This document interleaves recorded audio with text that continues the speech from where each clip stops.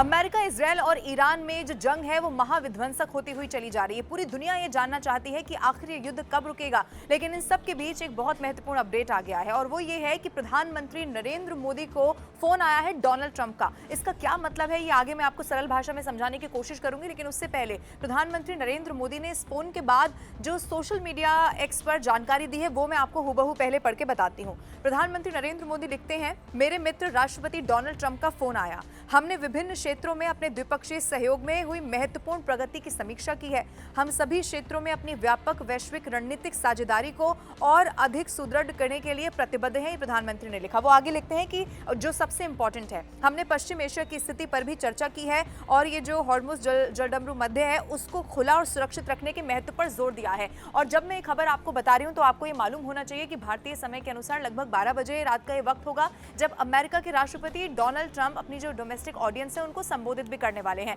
अब इसके मायने क्या है ये जरा आप समझिए। देखिए, प्रधानमंत्री नरेंद्र मोदी, चाहे रशिया यूक्रेन का वॉर हो या कोई और युद्ध की स्थिति हो, हमेशा प्रधानमंत्री नरेंद्र मोदी ने अलग अलग मंचों पर यह कहा है कि युद्ध कभी भी किसी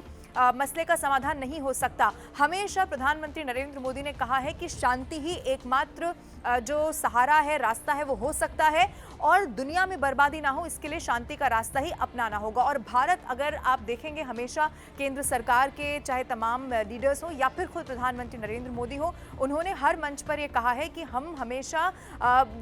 जो बुद्ध की विचारधारा है उस पर आगे बढ़ते हैं, जो कि कभी ये नहीं सिखाता कि हमें युद्ध करना है। अब ऐसे में माना यह जा रहा है कि जब डोनाल्ड ट्रंप और प्रधानमंत्री नरेंद्र मोदी की बात हुई है और जब प्रधानमंत्री ने कहा है कि पश्चिम एशिया की जो इस वक्त जो स्थिति है उस पर चर्चा हुई है, तो जरूर प्रधानमंत्री नरेंद्र मोदी ने, अभी तक ये माना जा रहा है, हालांकि देखना होगा कि क्या और इस पर बातचीत हुई है, लेकिन प्रधानमंत्री नरेंद्र मोदी ने जरूर इस बात की तरफ जोर दिया होगा कि कैसे इस युद्ध को खत्म किया जाए, कैसे शांति बहाली हो। क्योंकि आप देखिए, जो वॉर चल रही है वो जरूर इजरायल, अमेरिका और ईरान के बीच में रहा है, लेकिन ईरान क्या करता है, जब एक के बाद एक अटैक करता है तो मिडिल ईस्ट के देश वहां मुश्किल में पड़ जाते हैं, दुबई तक पर अटैक किया जाता है। अब इसीलिए ऐसे वक्त पर डोनाल्ड ट्रंप जब रात को संबोधित करेंगे तो भी देखना होगा वो क्या कहते हैं। लेकिन प्रधानमंत्री नरेंद्र मोदी से बात करने का मतलब ही यही है कि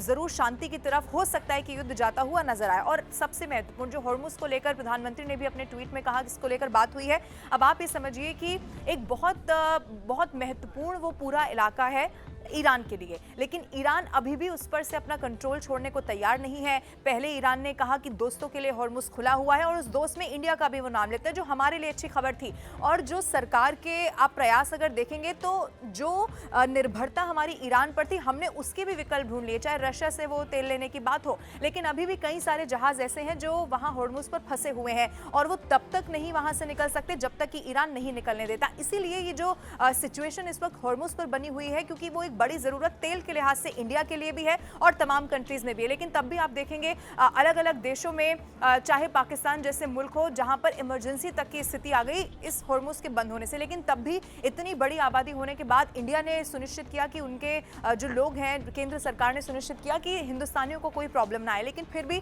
इस युद्ध का समाधान होना बहुत जरूरी है और उम्मीद यही की जानी चाहिए कि प्रधानमंत्री नरेंद्र मोदी ने जब डोनाल्ड ट्रंप से बात की तो जरूर ये समझाया होगा या इसको लेकर बात की होगी कि कैसे अब इस युद्ध को खत्म करना है।